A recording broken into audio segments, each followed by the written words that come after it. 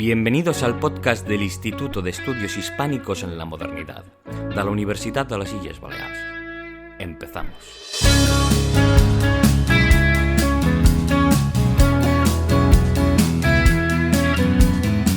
Hola a todos.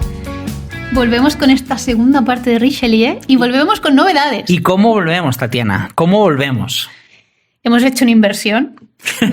Esperemos que se esté notando. Hemos comprado, porque somos prototipos de influencers históricos, y hemos comprado 2 micrófonos, pero de calidad. Esperamos que sí. Esperemos que se escuche bien esto. Ya nos diréis, ¿qué tal? Así que, gente, hemos hecho una inversión, por favor, os necesitamos. Sí, pagadnos con amor. Exactamente. Con amor, comentarios, corazoncitos. Exactamente. Y me gusta. Con mucho cariño, por favor. Porque esto lo hacemos por amor al arte, pero nos gusta recibir comentarios. Exactamente, efectivamente. Saber que no estamos solos aquí cascando. Bueno, Tatiana, volvemos con este personajazo. Nuestro querido cardenal Richelieu. Y además lo habíamos dejado en lo más alto de todo. Exactamente. Así que, pues nos ponemos entonces, lo habíamos dejado siendo nombrado primer ministro. Bueno, lo interesante de todo es que hablamos 1 hora, más o menos, y no vimos nada de la carrera de Richelieu. O sea, solo vimos el acceso al poder. O sea, ahora viene la fiesta. La fiesta no ha empezado todavía. Eso era el previo, era el fotocall de la fiesta. Los antecedentes. Los antecedentes. Era 1 hora de antecedentes. Es que hablamos mucho. Entonces, ahora toca, por supuesto, hablar de esa peligrosa carrera política de Richelieu, que está toda cargada de altibajos. En estos momentos vamos a ver cómo este señor va a hacer lo imposible para sobrevivir en una Francia llena de peligros, plagada de enemigos, con un rey que era muy complicado este señor, o sea, nuestro querido Luis, y con una Europa muy convulsa. O sea, este es un poco el panorama. ¿Con qué se encuentra Richelieu cuando se convierte en primer ministro? Hay como 4 grandes problemas que él va a tener que afrontar. El primero, los hugonotes. Los hugonotes, si os acordáis, eran los protestantes, los calvinistas franceses. Ha habido guerras civiles durante el siglo anterior y todavía queda un pozo, queda algo de esa reforma protestante, esa guerra civil que no se ha superado del todo. Richelieu sabe que Francia pasa, la Francia que él quiere construir pasa por acabar con la religión protestante, es decir, imponer el catolicismo. Es verdad que no puede llegar este señor y matar a todos, ya lo hizo Caterina de Medici, pero lo que va a intentar es imponer el catolicismo. ¿Por qué? Porque el catolicismo significa la unidad de Francia. La unidad de Francia pasa por una religión. Segundo problema, los grandes nobles de Francia, que llevan dando por saco desde hace siglos a los reyes. Ahora Richelieu quiere imponer al rey Luis por encima de esos nobles rebeldes y tendrá muchos problemas con ellos, obviamente. Tercero, los gobernadores provinciales. Francia tiene zonas que, a pesar de que están bajo soberanía del rey, es que son prácticamente independientes. O sea, los gobernadores del Languedoc, Normandía, la Bretaña tienen tanto poder que parecen como señores feudales independientes, y Richelieu quiere acabar con ello. Quiere que esos gobernadores sean administradores del rey, fieles al rey. Y luego, obviamente, la política exterior. O sea, en estos momentos Europa está sumida en una terrible guerra, la guerra de los 30 años, que tiene a todo el continente convulsionado entre católicos y protestantes. Y Francia, obviamente, no va a ser una excepción. O sea que, como ves, Tatiana, hay un buen cóctel aquí. Lo iba a tener difícil desde el principio. Y para una persona con migrañas, es un asunto peligroso, ¿eh? Es un asunto muy peligroso. Así que si quieres, nos lanzamos. Vale, yo recuerdo de la primera parte que tú nos contaste el asco que Luis le tenía a Richelieu. Entonces, ¿hemos superado ya eso? ¿Ya somos amigos? Richelieu tuvo a Luis como un gran enemigo al principio, porque si os acordáis, vimos que Luis no llevaba nada bien que Richelieu fuera la criatura de su madre, de María de Medici.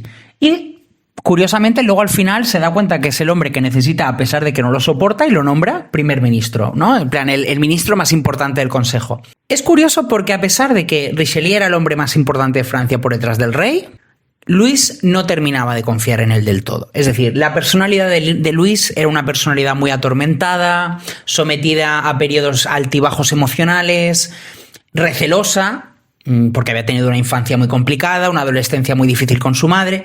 Entonces, Richelieu tenía que trabajarse una y otra vez a Luis. Porque recordemos que el anterior favorito de María de Medici, Concino Concini, había acabado muerto. Richelieu sabía que tenía que estar en todo momento alerta y mantener el cariño de Luis. Eso era lo más importante. Y más en un momento en el que sabía que solo Luis lo protegía, porque el resto de la corte lo odiaba. María de Medici, Hombre, muy dolida. O sea, me has dejado, me has dejado por otro, claro, me has dejado por otro. Ana de Austria, la reina, la joven reina, no se fiaba de él. Los nobles veían a Richelieu como un problema, una pared para acceder al rey, por ejemplo. Entonces, Richelieu sabía que estaba rodeado de enemigos. Pero el señor, ahora que más o menos ha vuelto de su exilio, Luis lo nombra el ministro más importante, empieza manos a la obra. Porque Francia necesita muchas reformas. Francia necesita un gran cambio. Primero, un periodo de guerra y Francia no tiene una gran armada naval. No tiene una armada naval, necesita barcos. ¿Por qué? Porque la guerra no solo se libra en el continente, la guerra se libra en los mares. Aparte, ¿de quién es vecina Francia? Pues de Inglaterra, que era la gran señora de los barcos. Entonces Richelieu lo primero que hace, preparar una gran armada naval. Por eso los que hablen de Luis XIV, el gran rey que tenía barcos, bueno, ¿gracias a quién? Pues gracias a estos dos señores, a Luis XIII y Richelieu. Segundo problema, Richelieu tiene que mejorar las arcas de Francia. Francia acaba de salir de guerras civiles, una política exterior carísima. Entonces Richelieu sabe que se tienen que preparar para la guerra y eso es dinero. Grandes reformas sin un duro es complicado, ¿eh? Efectivamente, es que eso es pasta. Entonces, ¿qué ocurre? Que Richelieu dice, oye, hay que hacer cambios. Ahora bien, él sabe que no puede subir los impuestos porque hoy en día lo vemos, subir impuestos es poca fama, digamos, en la política, ¿no? Entonces, él lo que propone es reducir costes en la corte, por ejemplo. Entonces, era un tío muy inteligente. Él piensa que se tenía que preservar en el poder como fuera. Entonces, tiene que intentar evitar enfados.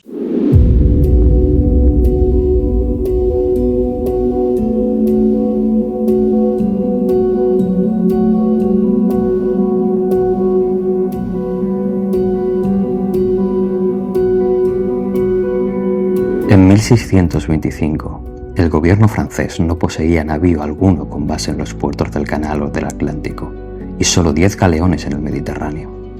Richelieu dejó ahora expedito el camino para la fundación de flotas mercantes y militares, y animó la formación de compañías mercantiles. Richelieu había puesto en marcha la construcción de 18 grandes navíos en Normandía y Bretaña, y a principios de 1627 encargó otros 6, comprando materiales a Holanda. Cuando demostró que era excesivamente caro, trató de reanudar las relaciones comerciales con Suecia y Dacín, intercambiando sal, vino, vinagre y licores por madera, cáñamo y resina. Francia encargó también la construcción de navíos a Holanda, 5 en 1626 y 12 en 1627. En el sitio de La Rochelle, Richelieu contaba ya con una escuadra formada por 35 barcos. En cuanto a la desastrosa situación financiera como consecuencia de las recientes guerras civiles, Richelieu, que no era del todo insensible al sufrimiento del campesinado, defendió con vigor el rechazo al aumento de impuestos. Los planes de Richelieu implicaban el reforzamiento del comercio de Francia, abriendo canales entre el Sena y el Loira y el Saona, la redención de las propiedades reales hipotecadas y la disminución del gasto real. Si Francia podía contar con los 6 años de paz que, según el discurso de Richelieu, le eran imprescindibles, saldría de allí con un presupuesto equilibrado y con los campesinos liberados de pago de unos impuestos opresivos.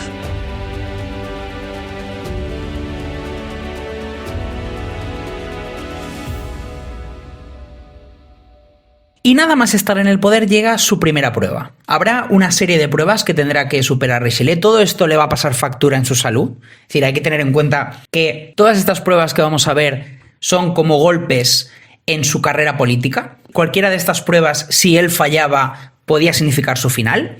Y la primera de ellas llega justo al poco tiempo de subir al poder, que es la crisis de la Valtelina. La crisis de la Valtelina empieza cuando en la Suiza protestante, es decir, Suiza es un país vecino de Francia, había distintas ligas, ¿no? Que son los cantones, los famosos cantones. Uno de estos cantones estaba controlado por los grisones. En este cantón de los grisones había un pequeño valle que lo que es en proporción era muy pequeño, pero era un valle súper estratégico, era el Valle de la Valtelina.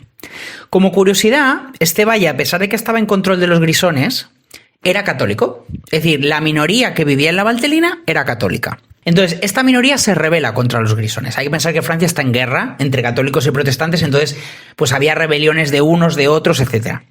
Entonces, los católicos de la Valtelina piden ayuda a las potencias católicas, entre ellas a España. Y España va corriendo. Y tú dirás, pero Fran, ¿para qué va a ir España a un valle perdido de la mano de Dios a protegerlos? Pues yo te lo digo, Tatiana, yo te lo explico.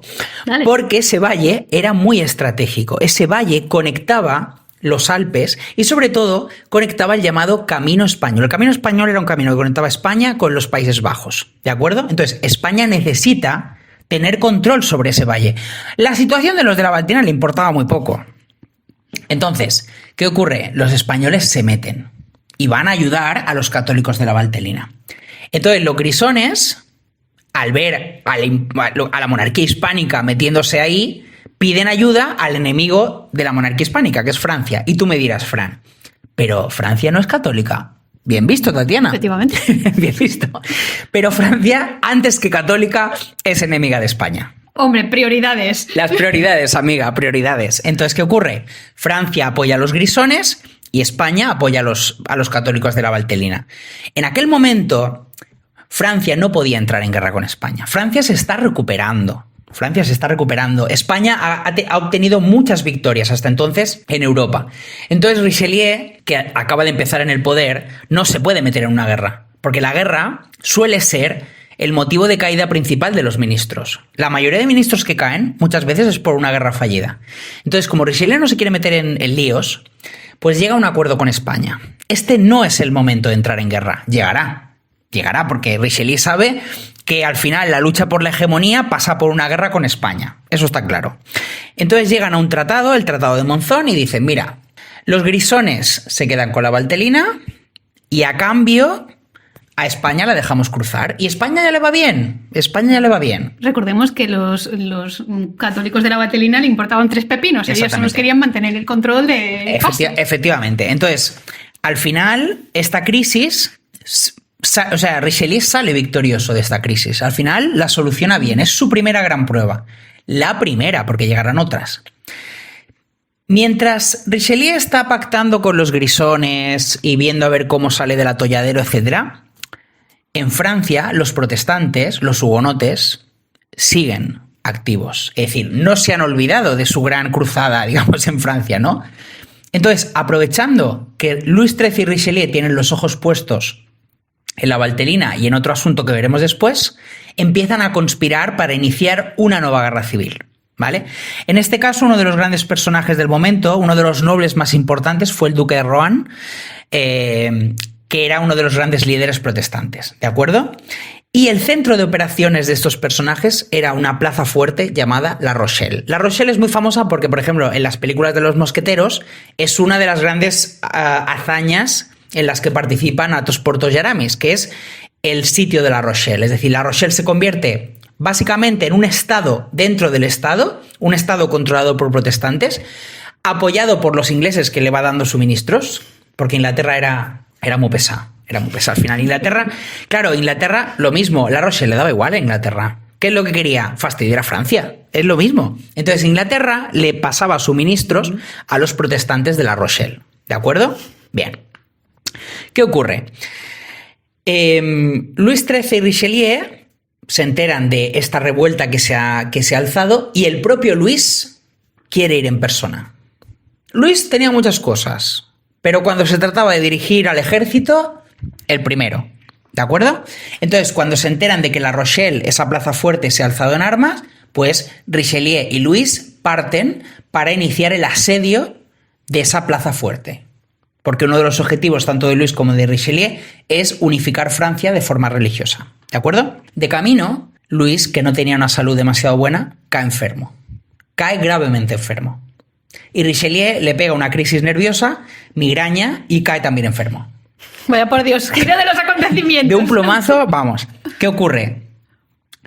Richelieu, a pesar de estar enfermo, él está comprometido con el sitio de La Rochelle y él continúa, deja a Luis que se recupere y él va a dirigir el asedio de La Rochelle en persona. El propio Richelieu, que también... Recordemos que él se formó para soldado. Esto lo vimos en el otro podcast. Él se planta en el sitio de La Rochelle y dirige el ejército. Los nobles, enemigos de Richelieu, dicen, esto es perfecto, esto es perfecto. Tenemos que conseguir que Luis no se reúna con Richelieu y que el cardenal acabe, pues eso, defenestrado, es decir, que sea un gran desastre para él. Todos esperan que el sitio de La Rochelle fracase y que sea la prueba que necesita Luis para acabar con Richelieu. Pero Luis le ha prometido a Richelieu que estará allí. Luis le prometió que a pesar de estar enfermo, acudiría con él. Y los nobles no consiguen convencerle de que se quede en París.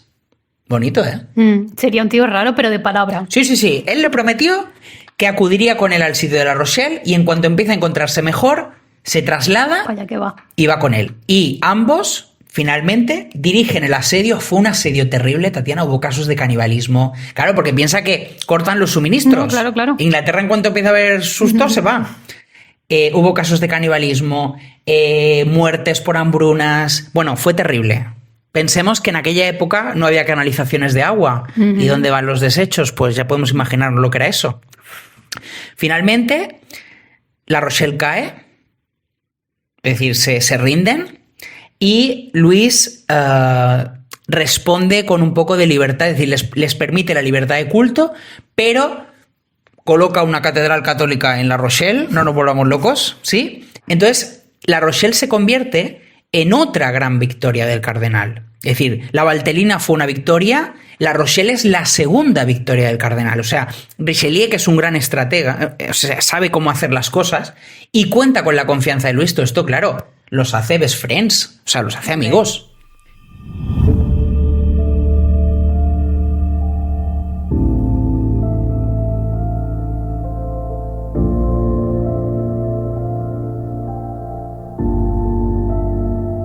Los enemigos internos de Richelieu trataron de detener al rey en París, dejando al cardenal enfrentando al destino de un presumible fracaso en el asedio. Pero Luis mantuvo su promesa de regresar a principios de abril y estuvo de vuelta en La Rochelle el lunes de Pascua, satisfecho a la vista del progreso de la escollera, cuando en mayo apareció una flota inglesa a aprovisionar la ciudad sitiada. Luis XIII debió prohibir a Richelieu que se embarcara dispuesto a la batalla en uno de los navíos franceses. La flota inglesa se retiró ante el fuego de artillería de los cañones situados sobre la escollera. Después de haber realizado únicamente un tímido esfuerzo por socorrer a los hambrientos rocheleses, de manera inexplicable, la flota inglesa abandonó el lugar el día 18. El 3 y el 4 de octubre tuvo lugar una batalla naval, a la que siguió una tormenta que duró 4 días, después de lo cual los navíos ingleses se retiraron de nuevo ante las fuerzas francesas, superiores por entonces. En ese momento, La Rochelle decidió negociar. El Mercure informaba que la población había tratado de digerir cuero cocinado con sebo. La carne de perro y la de burro habían constituido verdaderos lujos. Habían fallecido de inanición más de 13.000 personas. La capitulación se firmó el día 28 de octubre. Se concedió libertad de culto y una amnistía general, limitándose a exiliar al menos de una docena de los líderes por un periodo de 6 meses, y no se confiscó propiedad alguna. Se restableció el catolicismo y una de las iglesias fue designada como catedral católica. Se abolieron los antiguos privilegios y las estructuras gubernativas de aquella ciudad que había estado provista de autogobierno, y a cargo de las finanzas, de los tribunales y del mantenimiento del orden se nombró un intendante, responsable ante la corona. Deberían destruirse todas las murallas y los fuertes, excepto aquellos que daban a la fachada marítima de la ciudad. Cuando el 30 de octubre las tropas francesas ocuparon la ciudad, solo quedaban 5.400 personas de un total de 28.000 habitantes. Más de un centenar falleció por el efecto que sobre sus aparatos digestivos provocó la indigestión de una dieta normal.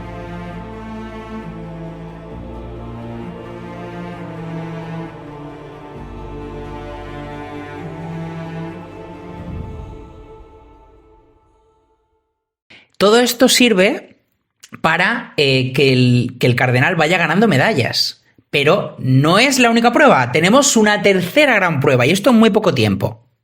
Vale, ¿y esa tercera gran prueba en qué consiste? La tercera prueba se llamó la Guerra de Sucesión de Mantua.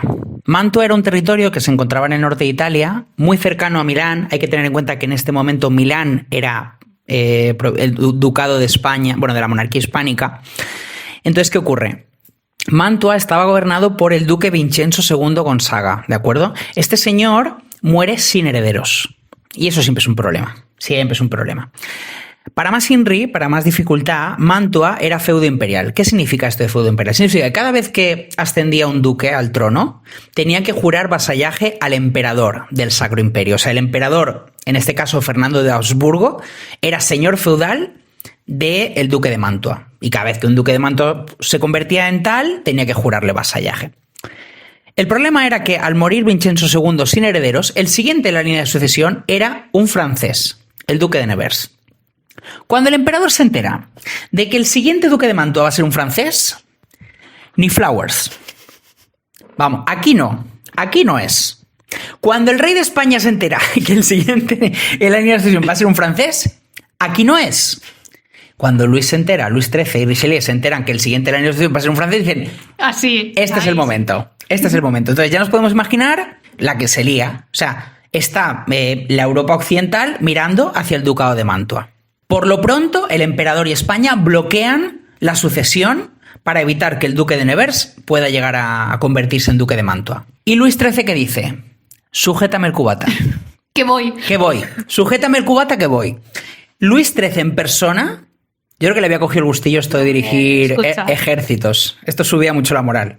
Como una anécdota rápida, el rey de España, Felipe IV, que era el cuñado de Luis XIII, le tenía unos celos horrorosos, porque así como a Luis XIII no había quien lo parara y se lanzaba al ejército, a Felipe IV siempre lo convencían para que no se lanzara al ejército. Él quería luchar a muerte, pero le decía, no, hoy no.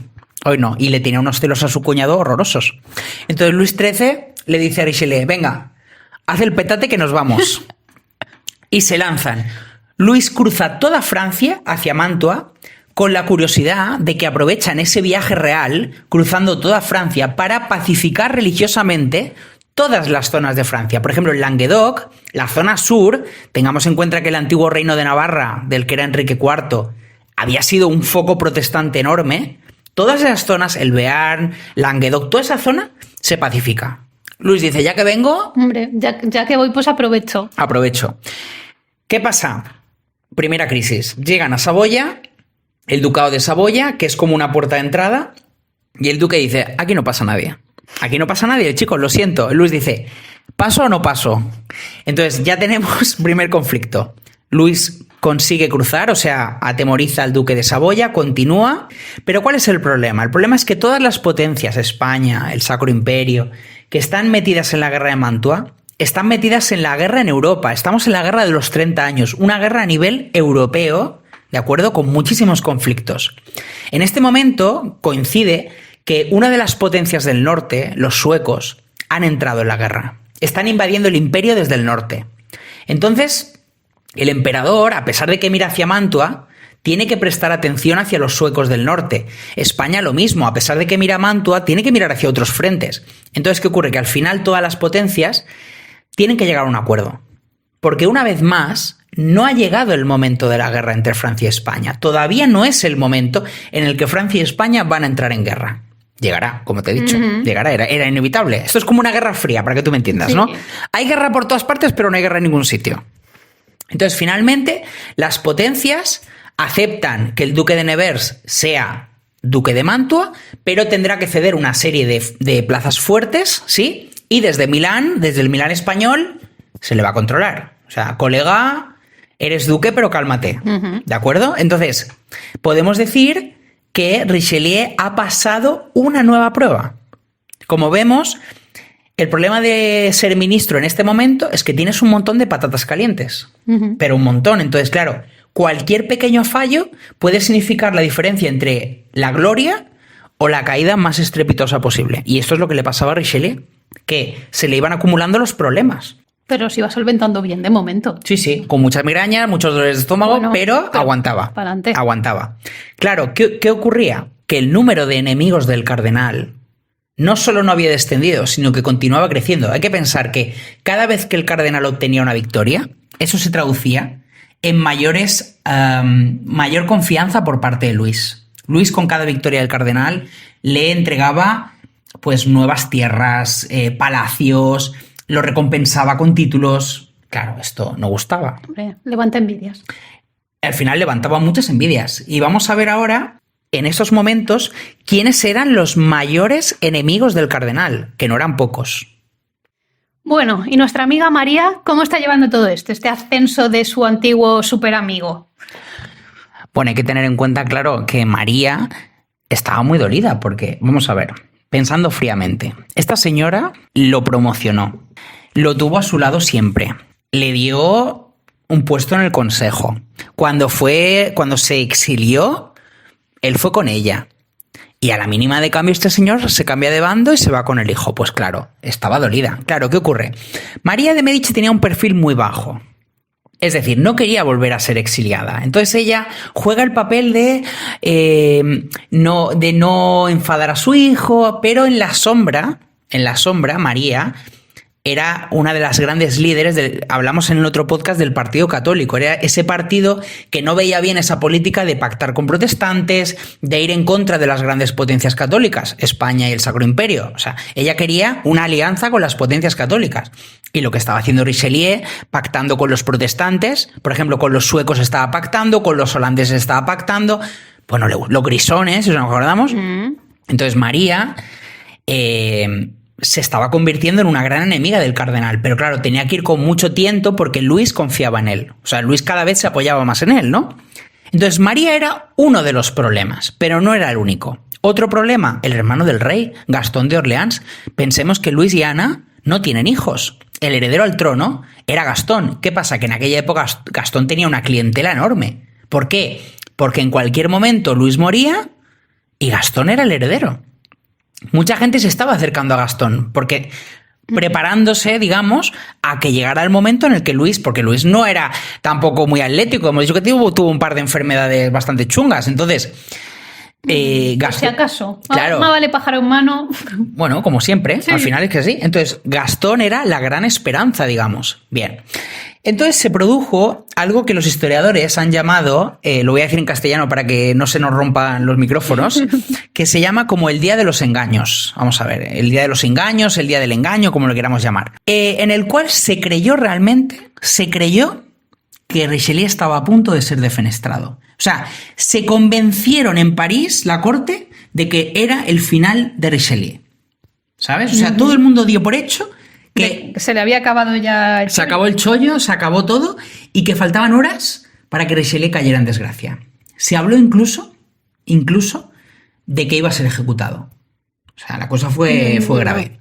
¿Cómo empezaron los acontecimientos? Como Luis no tenía una gran salud, ¿de acuerdo? Cayó gravemente enfermo. De pronto cae gravemente enfermo y es ahí cuando su madre, María de Medici, va a cuidar a su hijo. Claro, hay una cosa súper importante que es el acceso al rey. El que consigue el acceso al rey tiene el poder. Richelieu tenía un gran acceso al rey, pero María, aprovechando la enfermedad de Luis, tiene una intimidad que el cardenal no tiene. ¿Y qué pasa? Que está Luis delirando, hecho polvo, y María comiéndole la cabeza. Y yo con lo que te quiero, y mira tú lo que me has hecho, y este desgraciado nos ha separado, te convenció para que te separaras de tu madre, con lo que tu madre te quiere, solo te hace daño, y claro, el otro hecho polvo. Y al final le arranca a Luis, le arranca que lo va a defenestrar. O sea, pero para escuchar en plan, más. Cállate ya, señora, por favor, cállese ya. O sea, claro, la cuestión era que esa enfermedad tampoco sabíamos dónde iba a acabar. Quiero decir, la gente no sabía si Luis iba a morir. Claro. ¿Sabes? De hecho, hubo círculos de la corte, sectores, que ya estaban preparando la sucesión. Ya estaban preparando. De hecho, se habló de casar a Gastón con Ana, por ejemplo, porque Ana con Luis no se iba bien, la reina.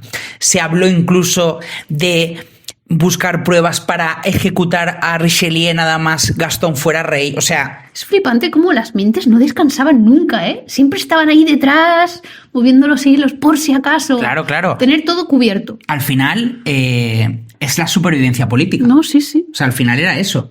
Entonces, ¿qué ocurre? Que finalmente Luis se recupera. Al final no había que sacar el negro del armario. Pero Luis estaba muy influenciado por su madre. Esa enfermedad, esa última... Hay que pensar otra cosa. Los reyes tenían una concepción de su monarquía, de su poder divina. Y de alguna manera, el que el rey delegara el poder en otra persona, en este caso Richelieu, les hacía un poco comerse la cabeza. Estoy actuando bien, esto es lo que Dios querría para mí, etc. Entonces, claro, María aprovechaba eso. Le estás dando un poder que no le pertenece. Este poder te lo ha concedido Dios a ti y a nadie más. Y claro, Luis empezó a paranoiar. Entonces, en el momento que se recupera, se mantiene súper rancio con Richelieu. Le gira la cara, no le deja acceder. Claro, esos son feitos Hombre. que a Richelieu le hacen daño. Aparte que Richelieu viene traumatizado de antes, porque estuvo desterrado, etcétera, ¿no? Claro. Entonces, primera farsa. En el Palacio de Luxemburgo, que es el Palacio de la Reina, de María, Luis no le da acceso a Richelieu, no quiere verle. Primer susto. Entonces, cuando la corte se traslada al Palacio de Versalles, que en aquel momento era un pabellón de caza, Richelieu dice, mira, algo tengo que hacer. Richelieu sabía que en la habitación en la que estaban María y Luis había una puerta a la que se podía acceder desde fuera. Es decir, Luis le había prohibido el acceso, pero Richelieu dice, este es mi momento. Es que es todo o nada. Nada, claro. Entonces Richelieu se cuela por un pasadizo y tú imagínate la escena.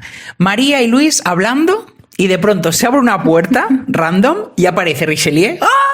¿Dónde está? Se tira al suelo llorando, que es su mayor siervo. A la reina le dice, pero yo con lo que yo soy un fiel siervo vuestro, majestad, porque habláis tan mal de mí. Claro, María se queda en shock. Y María entonces le dice a Luis, o tu criado o tu madre. Tan, tan, tan. Así. Luis no puede elegir en ese momento, no se ve capaz de elegir. Y dice, mamá, cállate. Richelieu, vete. Es lo único que dice. Entonces, Richelieu dice, bueno, por lo menos no me ha echado. Por lo menos no me ha echado de aquí. Finalmente Richelieu dice, mira, hay que sacar todas las cartas. O sea, es el momento de sacar todas las cartas.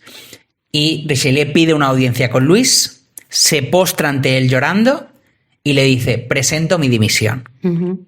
Es la carta de no me echas tú, me voy yo. A Richelieu se le pusieron de corbata.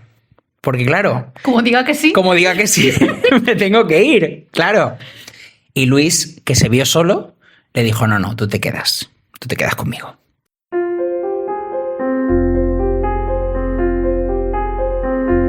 Madame de Motteville nos ofrece un espléndido relato de la furia de la reina madre y del chaparrón de insultos y acusaciones brutales que dejó escapar. Richelieu quedó vencido por la emoción, cayó sobre sus rodillas y lloró.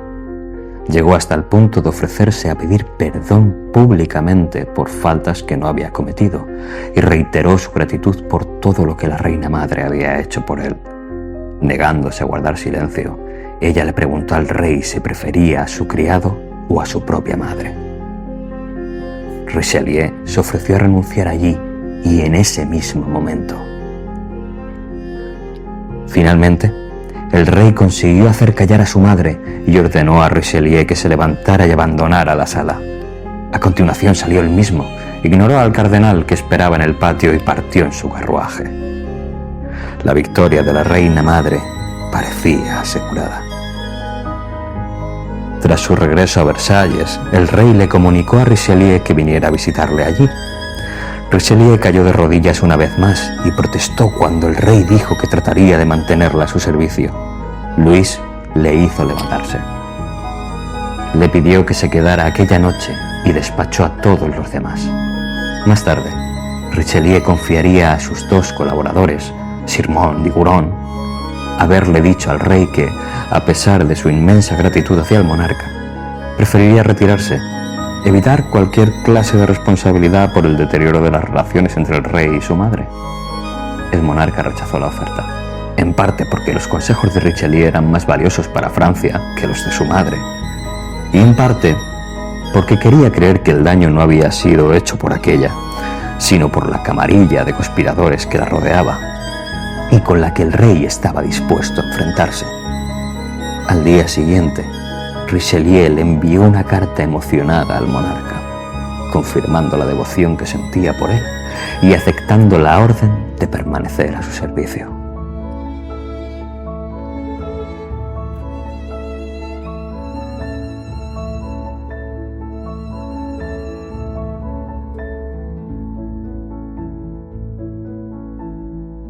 Ahí fue el día de los engaños, porque realmente todos esperaban que el rey dijera que Richelieu se iba y Luis lo mantuvo a su lado. Ese fue el gran engaño de todos los enemigos de Richelieu. De hecho, lo que hizo eso fue unir todavía más. Claro. Fue como una pelea de pareja, que todo el mundo pensaba que se iban a divorciar y realmente no solo no se divorcian, sino que encima están más unidos todavía. Exacto. Entonces, claro, Richelieu, aprovechando esa reconciliación, convence a Luis del peligro que es su madre. O sea, tío... No se giran las tornas. Hazte como yo la oreja. Claro, ahora era Richelieu que le comía la cabeza a Luis. Y Luis al final decide enviar a su madre como gobernadora de provincias. Esto de ser gobernador de provincias era un gran privilegio, es decir, el enviar a miembros de la familia real a gobernar grandes territorios de Francia era un privilegio. Pero claro, María estaba tan traumatizada que cuando la mandan a Compiègne, al norte, y la tía dice, mira, es que es capaz de meterme presa porque tengo pruebas, tengo recuerdos de cosas que han pasado. Entonces, ¿qué hace María? Como no se fía ni de Richelieu ni de su hijo, cuando está en Compiègne, otra fuga, porque esta señora no ve a la fuga. No, desde luego. Todo el día coge un caballo y desaparece, cruza la frontera y nunca más volverá a Francia. Qué fuerte. Nunca más. Y utilizará el resto de su vida, que son por lo menos 10 años, a intentar acabar con Richelieu. Será su gran objetivo. Pero Richelieu ya se ha quitado una señora de en medio. No, le salió bien la jugada, ¿eh?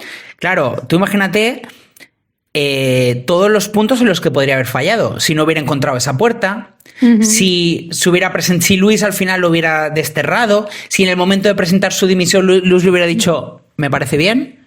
O sea, ahí se lo jugaba todo. Claro, esto refuerza la amistad entre Luis y Richelieu, pero socava su bienestar emocional. O sea, su salud cada vez estaba más destruida. Porque imaginemos, claro, todo eso, personas que tenéis migraña, no os entenderéis. Esto te destruye vivo. La ansiedad que te genera, esa situación de nunca saber qué va a ocurrir.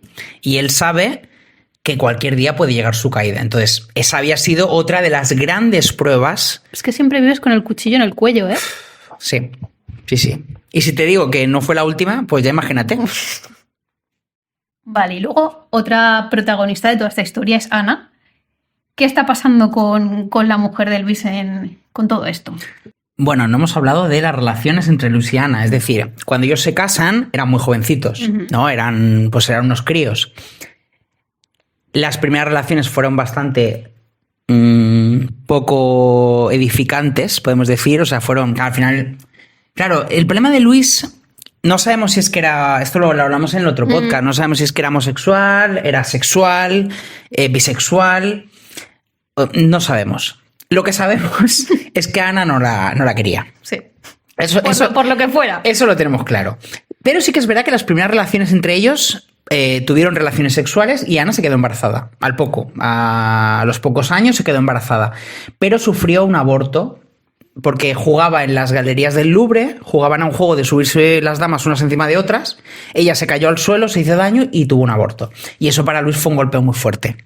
Si a esto le sumamos que eran dos caracteres totalmente opuestos, por ejemplo, Luis era introvertido, Ana súper extrovertida, Luis no sabía sacarse partido, Ana era seductora, coqueta, ¿sabes? Luis al final, pues vamos, es que eran todo lo contrario, ¿sabes? Era el rey, tampoco le hacía falta. Claro. Pero no era como su hijo Luis XIV, que sabía bien, ya, bueno, ¿sabes? Sí que le gustaba la moda. Exacto, él no era tan así. Luego había habido rumores de que, por ejemplo, cuando llegó el duque de Buckingham para pactar, esto lo vimos en el otro podcast, para pactar la boda de la hermana de Luis, se enamoró de Ana y se cuenta que en los jardines hubo ahí como conversaciones un poco intrascendentes, que ese es el núcleo de la novela de los los mosqueteros, que en teoría Ana le regala unos arretes al duque de Buckingham. Entonces, ¿qué ocurre? Que Ana y Luis se llevaban a matar, pero a matar. Hasta el punto de que hacían vidas separadas. O sea, no tenían relaciones sexuales, para que tú me entiendas. A todo esto le tienes que sumar que Ana tenía relaciones con su familia española. Recordemos que ella es la hermana del rey de España, en este caso, ¿no? Entonces, ¿qué ocurre? Que teniendo en cuenta que Francia y España están en una situación de preguerra, se sospechaba que Ana podía estar mandando mensajes cifrados al enemigo, en este caso, ¿no? Entonces Richelieu empieza a vigilarla. Empieza a vigilarla porque teme, precisamente, que Ana pueda ser una espía española. ¿Y en qué momento se convierte en un peligro? Ana hacía como incursiones a un monasterio, el monasterio Val-de-Grâce, que era un monasterio donde ella hacía recogimiento espiritual, pero se cree que desde ese monasterio ella enviaba mensajes cifrados al embajador español. ¿Vale? Entonces Richelieu, después de la conspiración de María de Médici y Gastón, que finalmente fracasa, ese día de los, iba a decir inocentes, pero casi, Richelieu finalmente descubre una conspiración por parte de Ana, de que ella estaba manteniendo correspondencia con la familia española, y la obliga a firmar una confesión.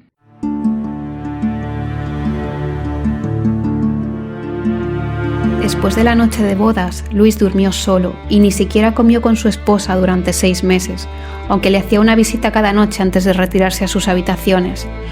Por su parte, a Ana le gustaba coquetear y disfrutaba con la compañía de cortesanos varones. Después de 1 año, los españoles devolvieron el séquito francés de Isabel y los franceses tomaron represalias privando a Ana de su camarilla de españoles y permitiéndole que hiciera con su vida lo que quisiera en la corte francesa. Ana de Austria utilizaba el amor como una diversión. Era irresponsable y española, pero se hallaba privada de su entorno español, que se había visto reducido y después eliminado hacía ya unos cuantos años. Había sido rechazada también por su marido y no se le había tenido en cuenta en las cuestiones importantes del reino. Sin embargo, nunca había carecido de admiradores de alto rango. En 1637 sucedió en efecto una ruptura seria entre Richelieu y la reina cuando se descubrió que Ana mantenía correspondencia secreta con el antiguo embajador español en París. Como es natural, de manera rutinaria su correo era interceptado, copiado y reenviado, y no tenía por qué haber necesariamente nada de extraordinario en sus frecuentes visitas al convento de Val-de-Grâce. Pero ese convento, cuya abadesa, Luis de Miley, era una ciudadana española del Franco Condado, servía como centro de información de noticias relacionadas con España y, por tanto, se encontraba bajo vigilancia. Una de las damas de la abadesa, informante de Richelieu, dio cuenta de la regularidad de las visitas y de un cofre traído desde el jardín a la habitación de la reina cuando ésta se encontraba a solas con la abadesa. No está claro qué sucedió con exactitud. Uno de los oficiales de Ana, Pierre de la Porte, dejó unas memorias en las que afirmaba haber sido el mensajero de la correspondencia secreta en español entre la reina y el anterior embajador de este país en Francia, Mirabel. Después de que la policía descubriera una carta de Ana a Mirabel, Laporte fue enviado a la Bastilla el 10 de agosto de 1637. Luis XIII ordenó que se efectuara un registro en el convento bajo la supervisión del canciller, pero no se encontró nada. La abadesa, que lo negó todo, fue no obstante trasladada aquella misma noche por orden del arzobispo de París. El cardenal convenció a la reina para que confesara con todo detalle sus tratos con las autoridades españolas, y el 17 de agosto firmó una confesión comprometiéndose a partir de ese momento a mantenerse leal al rey y a Francia. ¿Qué ocurre? Que Ana al final cada día está más sola. Cada día está más sola. Además, su marido no solo la desprecia a ella, sino que empieza a tener amores platónicos con algunas de sus damas. ¿Vale? Esto era un feo para ella muy grande. Es decir, lo que hacía Luis, pues visitaba a algunas damas de la reina, pero creemos que no había relaciones sexuales al final. Yo creo que era un poco como para demostrar su hombría, fíjate lo que te digo. Una fachada. Como un poco fachada, sí. Era como Fíjate lo que estoy haciendo, ¿sabes? De cara a la galería, mira, sí. Exacto, pero luego al final no... No quedaba. Por ejemplo, él tuvo un amante, o sea, una amante platónica, que era Luis de Lafayette, que fue una de las damas de la reina, y él solía visitar a esta dama. O sea, cuando iba a ver a la reina, realmente se iba a hablar con la otra. Pero bueno, que relaciones sexuales no creo que había. Lo importante es que Ana se convierte en una gran enemiga del cardenal. O sea, Ana se une a todos los enemigos que están contra el cardenal. Una más, uno. Una más, una menos, efectivamente. Claro, teniendo en cuenta que Ana no tenía hijos, es un problema. Porque, claro, el heredero era Gastón, en este caso. Entonces, Ana veremos que jugará un papel muy importante, pero todavía no. Es decir, Ana todavía está aislada, su marido no puede ni verla. Entonces, la gran pregunta que nos haremos, ahora no después, será: ¿y cómo tuvieron hijos estos dos? Lo veremos, Tatiana, lo veremos. Pero antes de eso, tenemos que volver al continente. Porque, como yo ya te he dicho a lo largo de este podcast, la guerra era inevitable. O sea, Francia y España estaban todo el día, pero no. Casi, pero no.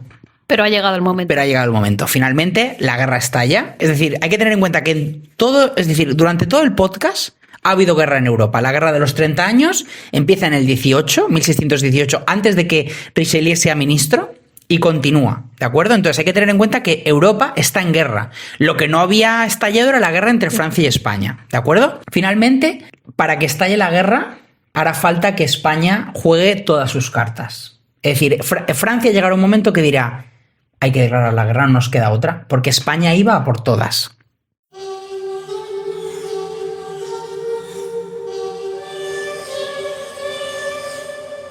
La política de Richelieu de controlar la Europa del Norte mediante las acciones militares protestantes contra los Habsburgo, sin que él mismo se viera obligado a declararle la guerra a España, había fracasado.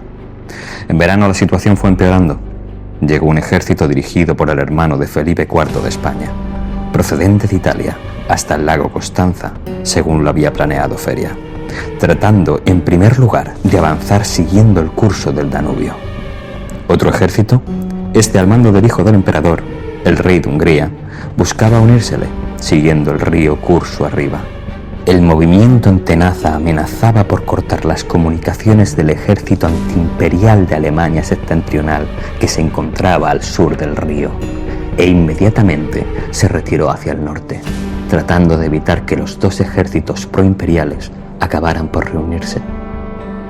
El resultado, que tuvo lugar en Nördlingen, fue una catástrofe. Las fuerzas antiimperiales fueron superadas en número y destruidas, dejando sobre el campo de batalla unos 12.000 muertos y perdiendo también más de 6.000 soldados que cayeron prisioneros. Inmediatamente, Richelieu discutió el asunto con Luis XIII y a continuación no quedaba más alternativa que la guerra contra España. ¿Y cuál fue el detonante que hizo que finalmente esa enemistad desencadenara en una guerra? En aquel momento, como yo he explicado antes, los suecos, que eran los protestantes, habían entrado en la guerra de los 30 años, y Francia había pactado con ellos. Francia, a pesar de ser católica, pactaba con quien le hiciera falta con tal de conseguir la hegemonía, ¿de acuerdo? Entonces Francia había pactado con los suecos. Los suecos entran en el Sacro Imperio, el emperador pide ayuda a España, a su socia, y desde Italia, porque Italia tenía parte española, desde Italia llega un ejército al mando del hermano del rey de España, el cardenal infante Fernando de Austria. Fernando de Austria era un infante que le encantaba ser soldado y lo habían hecho cardenal. Pues bueno, ironías de la vida, ¿no? Entonces él, a pesar de ser cardenal, le encantaba el ejército y él dirige un ejército contra los suecos. Y en la famosa batalla de Nördlingen aplastan al ejército sueco, pero aplastados. Claro, Francia de pronto ve que uno de sus grandes aliados, los suecos, han sido derrotados y le dice a Luis Richelieu: oye, hay que entrar en guerra. Es que hay que entrar en guerra, hay que parar a estos como sea, ¿sabes? Entonces buscan una excusa y en 1635 estalla la guerra oficial entre Francia y España. Cuando digo estalla la guerra, no te imagines de pronto que empiezan a lanzarse cañonazos uno a otro. Es como una guerra muy de posiciones. Por ejemplo, Richelieu empieza a colocar ejércitos en la frontera del norte de los Pirineos, en la frontera de los Países Bajos. desde España se envían ejércitos a Cataluña. Es como que están en guerra, pero se están preparando. No hay grandes batallas. Es como que se están preparando para la contienda. Claro, no hemos hablado de España prácticamente, porque al final el objetivo es Richelieu, pero España estaba metida en muchos frentes también. Y ahora se unía a Francia. Estaba metida en el Sacro Imperio. Estaba metida, por ejemplo, luchando contra los holandeses en el Mar del Caribe. O sea, eran un montón de problemas. ¿Qué ocurre? A todo esto, a España se le junta otro problema más que a Francia le va a venir como anillo al dedo. Cataluña era una de las zonas calientes de España, porque, claro, los ataques franceses venían de los Pirineos. Entonces, los ejércitos españoles se concentraban allí. Y eso generaba muchísimos abusos, porque había que alojar a las tropas, no había cuarteles militares, o sea, eran los campesinos los que tenían que alojar a los tercios españoles, ¿no? Violaciones, abusos. Entonces, ¿qué ocurre? Que desde Cataluña se inicia una revuelta contra esta situación y los catalanes, ante el miedo de una invasión por parte de su propio rey, ofrecen Cataluña a Luis XIII. O sea, se venden a Luis XIII, vamos a ver. Entonces, le ofrecen. Claro, Richelieu de pronto salta, vamos, de felicidad, ¿no? Entonces Cataluña se rebela contra España y ofrece el Principado, nombran a Luis XIII conde de Barcelona, a cambio de que los proteja. Y esto a Richelieu le viene como anillo al dedo, ¿de acuerdo? Entonces, vemos cómo la situación cada vez se complica más, ¿de acuerdo? La guerra, a pesar de todo, no se decanta hacia un bando y a otro, a pesar de que Richelieu y Luis han tenido pues grandes ventajas como lo de Cataluña, pero claro, todo esto, como te he dicho, se está cobrando muchos problemas. Además, a Richelieu hay algo que ya le preocupa mucho, porque Richelieu cada vez se va haciendo más viejo, se va agotando más, y es que sigue sin haber un heredero al trono. O sea, mucha guerra y todo lo que tú quieras, pero no hay alguien que lo continúe. La salud de Luis también se va deteriorando. Claro. Entonces, a pesar de todos estos follones que se están montando, lo importante para Richelieu es asegurar la sucesión. Y será en lo que se va a centrar. Y aquí llega uno de los grandes misterios de la historia de Francia. Como puñetas, Luis XIII y Ana de Austria tuvieron no uno, sino 2 hijos. 20 años después de casados. 20 años después de casados. Y ahí vamos a ver nosotros.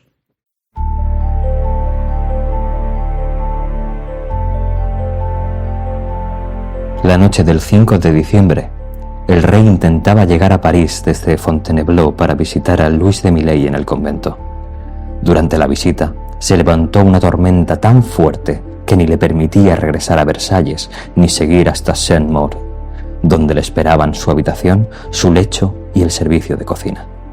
Esperó, pero la tormenta iba empeorando y comenzó a caer la noche. En sus propios apartamentos del Louvre se estaban realizando reparaciones en el techo y no sabía dónde pernoctar. Guiteau, el capitán de la guardia, que estaba acostumbrado a hablarle al rey con entera libertad, le dijo que la reina estaba en el Louvre y que en sus aposentos podría encontrar cena y alojamiento preparados. El rey declinó la sugerencia y esperó, pero la tormenta iba empeorando más y más. Guiteau repitió la sugerencia, pero el monarca respondió que la reina cenaba y se acostaba demasiado tarde para su gusto. Guiteau le prometió que la reina adaptaría su costumbre al gusto de Luis, quien finalmente consintió. Guiteau se adelantó galopando para informar a la reina de la hora en la que Luis deseaba tomar la cena. La reina dio órdenes para que el rey fuese servido como quería, y los dos cenaron juntos. El rey pasó la noche con ella, y 9 meses más tarde, Ana de Austria trajo al mundo un hijo cuyo inesperado nacimiento causó la alegría universal del reino. De hecho, la reina dio a luz al hijo que se convertiría en Luis XIV, un poco más tarde de lo que los doctores habían esperado, el 5 de septiembre de 1638.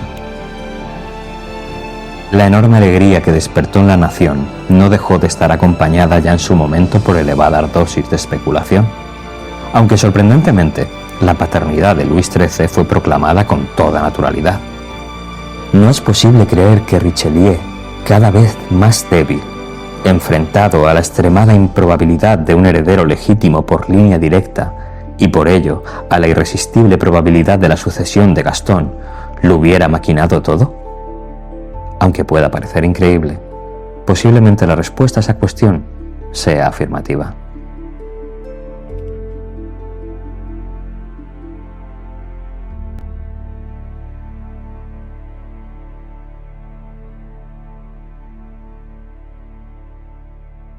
Pues nada, cuéntanos qué pasó para que 2 décadas después ocurriera el milagro. Esa noche, porque fue durante una noche, esa noche estuvo plagada y sigue plagada de muchos misterios. Es decir, hay como todo un discurso que explica cómo Luis mantuvo relaciones sexuales con Ana. ¿De acuerdo? Y aún así, hay cosas que no cuadran. Estamos en un momento en el que Luis y Ana mantienen vidas separadas. Luis se va a sus... Hay que pensar que se veían muy poco porque al final él se iba de cacería, se levantaba muy temprano, Ana se levantaba muy tarde, no compartían actividades prácticamente, no se podían ni ver. Luis, si visitaba a la reina, era para ver a Luis de Lafayette, etc. Una noche, Luis quería ir a ver a su dama, digamos. Y entonces está ahí una tormenta, ¿no? ¿Qué pasa? Que le recomiendan que vuelva al Louvre, al Palacio del Louvre. Él creo que estaba en Versalles, me parece, ¿no? Volvía de Versalles de una cacería y le recomiendan que vuelva al Louvre. ¿Qué pasa? Que sus habitaciones, curiosamente, estaban en obras, estaban remodelándose. Y le dicen, Majestad, si queréis, utilizad las de la reina. O sea, dormid con la reina. Y Luis dice, no, porque esta señora se levanta muy tarde, yo tengo mis horarios de caza y me levanto muy temprano. Claro, y ahí tú piensas, ahí estaba todo el mundo en el ajo. Es que ahí estaba todo el mundo en el ajo. Richelieu, todos. Y le dice, no, que la reina se levantará temprano. Y Luis dice, bueno, pues venga, pues vamos. Luis se traslada al Louvre, pasa la noche con Ana y 9 meses después tiene un bebé, un niño, un delfín. La cuestión es, ¿cómo 2 personas que no se podían ni ver? Hay varias teorías. Primera teoría, pues que realmente ellos 2 al final pues se vieron. Hicieron de tripas corazón. Exactamente, dijeron, oye, Francia lo necesita. O sea, que aquí hay una cuestión clara. Debieron mantener relaciones sexuales porque Luis aceptó la paternidad del niño. Eso es así. Claro, los historiadores son muy prudentes. Porque no... Bueno, ahí se dijo en la época, por ejemplo, que el propio Richelieu se había ofrecido... Ya lo hago yo. Ya hago yo de tripas corazón y mantengo relaciones sexuales por el bien de Francia. No, seguramente, o sea, no tiene sentido. También se ha hablado de que Ana podría haber mantenido relaciones sexuales con el sucesor de Richelieu, aún no he hablado de él, con el cardenal Mazzarino, y que hubieran urdido todo para obligar, digamos, a Luis a que tuviera... Es decir, conseguir que Luis se trasladara al Louvre para mantener relaciones con Ana. Para cubrir ese periodo, exacto. Es decir, tenía que coincidir 9 meses. Claro, porque si hace 2 meses que tal, y el niño no puede tener 12 meses, ¿entiendes? Entonces, sí. Lo importante es que...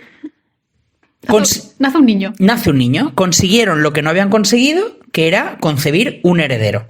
Yo te digo, puede ser perfectamente que Luis y Ana al final, por una cuestión de supervivencia política, de futuro, tuvieran a Luis. De hecho, tendrían un segundo hijo, a Felipe. Yo creo que al final ellos 2 vieron que el primero había ido bien y dijeron, mira, pues es que hay que hacerlo. Por si acaso. Exacto, porque los niños morían. Por eso. Morían, el 50% moría. Entonces, al final, consiguen asegurar la sucesión y privar a Gastón de Orleans del trono. Gastón que estaba... De 0 hijos a 2. Claro, Gastón encima, que el pobre ya se había hecho la idea. Ya se había hecho la idea el pobre hombre, ¿sabes? ¿Que se estaba probando la corona a ver qué tal le quedaba o qué? Claro. ¿Qué ocurre? Que Richelieu, al final, tenía al heredero... Y ahora tenía que asegurar el futuro de Francia, porque la salud de Luis XIII no era buena y Richelieu temía realmente otra regencia. Todas las regencias de Francia habían sido un desastre. La regencia de Catalina de Medici acabó con una guerra civil. La regencia de María de Medici, que la vimos en el otro podcast, una guerra entre hijo y madre. Entonces, Richelieu quiere asegurar el futuro de Francia. ¿Y qué ocurre? Que necesita a un sucesor. Necesita a un hombre fuerte que dirija la política francesa cuando él ya no esté. Piensa que Richelieu estaba con unas almorranas que no podía ni andar, migrañas que le destrozaban, empezaba a tener retención de orina. Estaba destrozado. Entonces, ¿qué ocurre? Que encuentra un sucesor en un joven cardenal, Giulio Mazzarino, ¿de acuerdo? Él había sido agente del Papa, es decir, venía desde Roma, pero Richelieu lo convence para que entre a su servicio. En plan, tú bajo mi ala te va a ir todo muy bien. ¿de acuerdo? Y digamos que prepara a Mazzarino para que lo suceda cuando Richelieu muera. De hecho, Richelieu morirá y Mazzarino será el sucesor directo de Richelieu, es decir, será el nuevo ministro y se preparará para cuando Luis XIII ya no esté. ¿De acuerdo? Bien. Pero claro, a Richelieu le queda una última prueba. Una última prueba. ¿Por qué? Porque a pesar de que Luis XIII cada día estaba más enfermo, todavía le palpitaba el corazón. Todavía tenía tiempo para el amor. Porque se enamora de un joven noble, llamado en castellano, francés me has dicho, Cinq-Mars.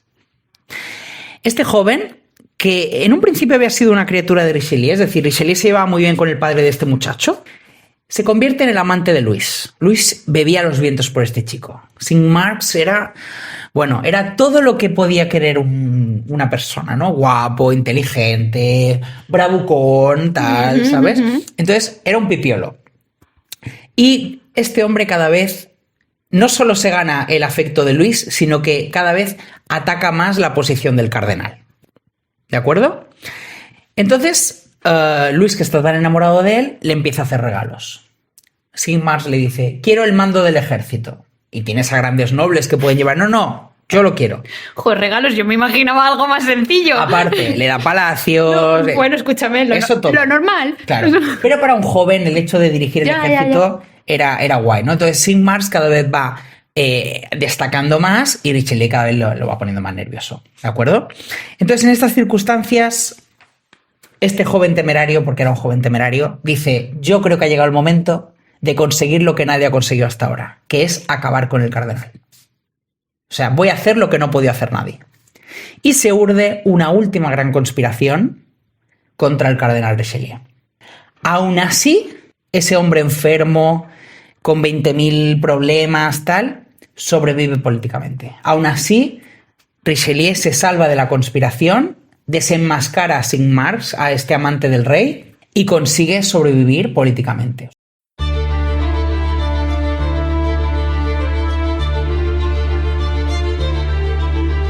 Cuando Cinq-Mars fue nombrado por el monarca caballerizo mayor de Francia y juró su cargo el 15 de noviembre de 1639, el rey afirmó que ya no podía retener su afecto por más tiempo, que estaba consagrado por entero al joven y que nunca antes había estado tan violentamente enamorado.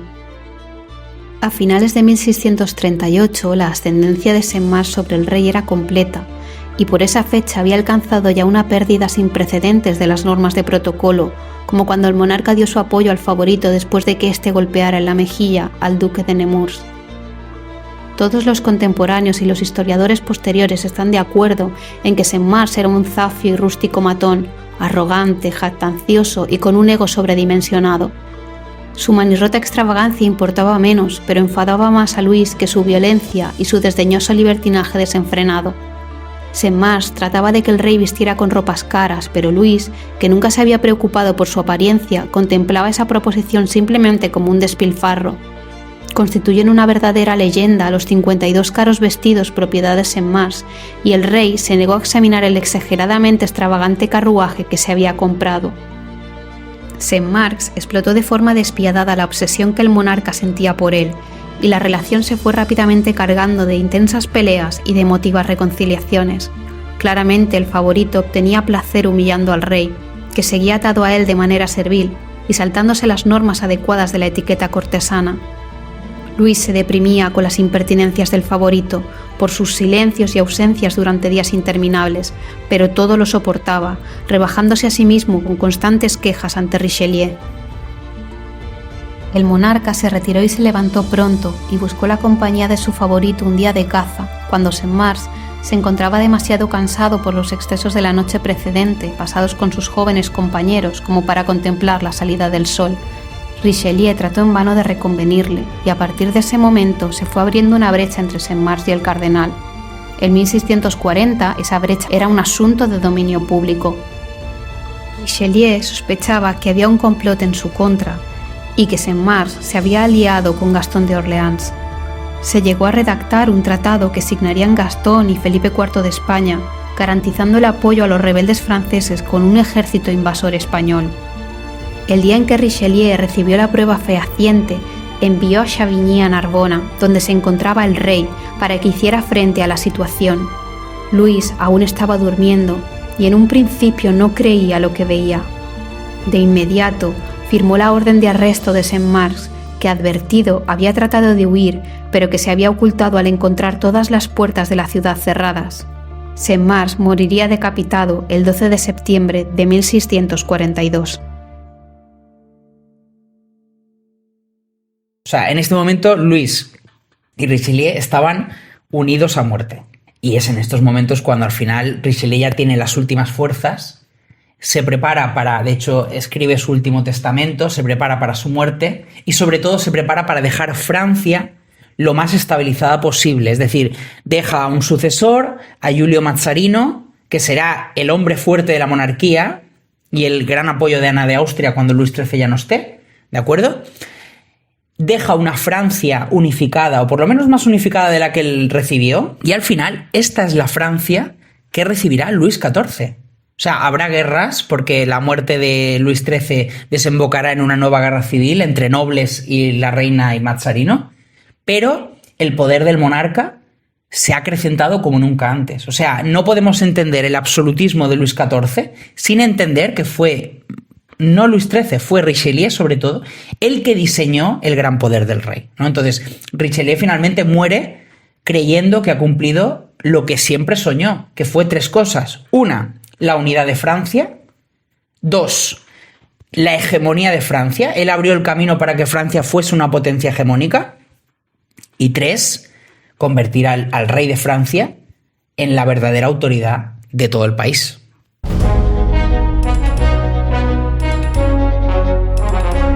Richelieu sobrevivió a su época. La tarea que se impuso acabó por agotar su energía física. El noble triple retrato pintado por Philippe de Champagne, actualmente en la National Gallery de Londres, muestra un Richelieu exhausto por el dolor y cuya actividad solo era posible soportar gracias a una inmensa concentración de energía nerviosa. Está fechado en 1642, el mismo año de su muerte, y se hizo con la intención de permitirle a Bernini esculpir en Roma un busto en mármol del personaje. Recoge con brillantez la mirada nerviosa, casi temerosa, y las mejillas caídas y arrugadas haciendo acopio de una impasible dignidad con el objetivo de enmascarar el sufrimiento y la enfermedad.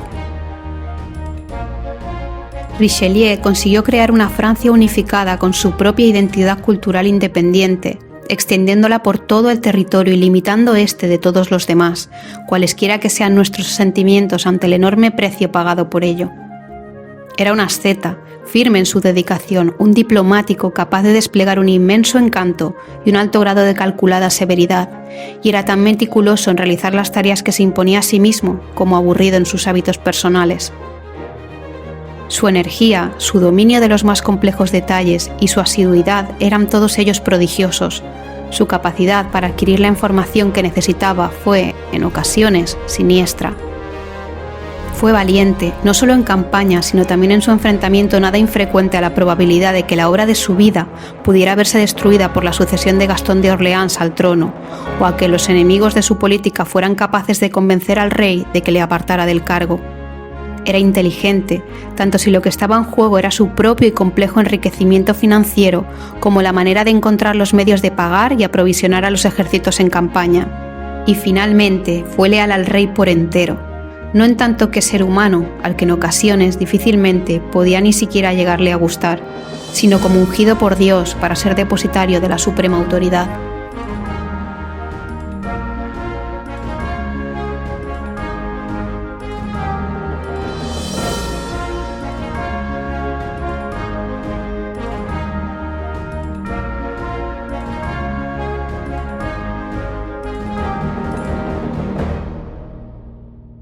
Bueno, Tatiana, y después de este caos de vida, porque la verdad que es difícil poner en orden tantas cosas, porque a este hombre le pasaron muchísimas cosas a la vez y solo era una persona.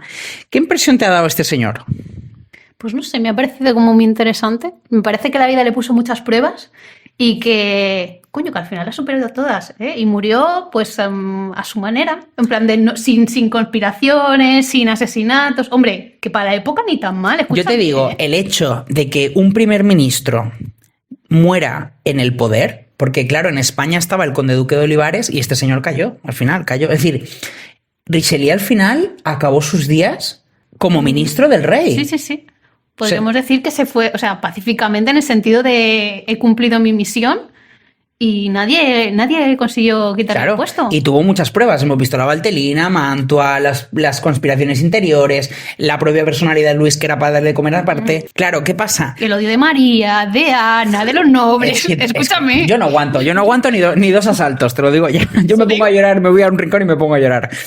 Claro, ¿qué ocurre? Que también hay que tener en cuenta que la imagen de Richelieu está muy distorsionada. Al final Richelieu es como ese hombre malvado que en los mosqueteros quería acabar con Luis, quería hacerse con el poder, y realmente al final él tuvo claro que era un siervo del rey. O sea, Luis, yo creo que no pudo tener a mejor siervo. ¿Que Richelieu tenía sus ambiciones? Obviamente, porque el poder al final genera más poder, ¿no? Yo creo. Pero yo creo que la imagen de Richelieu tiene todavía, bueno, en Francia ya ha sido muy revisionada, ha sido muy reinterpretada, pero en España todavía creo que seguimos teniendo la imagen de ese cardenal despiadado. Sí, conspirador. Pero porque vemos como a Ana, la buena, y a él como el malo, el malvado, que intentaba hacerla caer. Exacto. Pero luego tiene cosas, hemos estado hablando tú y yo, tiene cosas muy cookies, ¿a que sí? Sí, porque hablábamos de que había amasado una gran fortuna, ¿no? Y claro, cuando muere, pues deja dinerito para que cuiden de sus gatetes. Y esto es muy bonito. Esto quieras que no. Alguien que quiera sus gatetes tiene que ser buena gente. Eso he pensado yo. Tiene que ser buena gente. O sea, si quieres sus animalitos, pues tan malo no podía ser. Exacto. Entonces, nada, chicos y chicas, espero que os haya gustado. Sí, esperemos que sí. Y hemos cumplido la palabra de menos de, un mes y medio de espera, ¿no? 2 meses. Es razonable. Es razonable. Y nada, que volveremos con nuevos podcasts, con nuevas ideas, a ver qué se nos ocurre ahora, Tatiana. Sí. Y nada, que gracias por estar con nosotros. Sí, muchas gracias y nos escuchamos en el siguiente. Hasta pronto.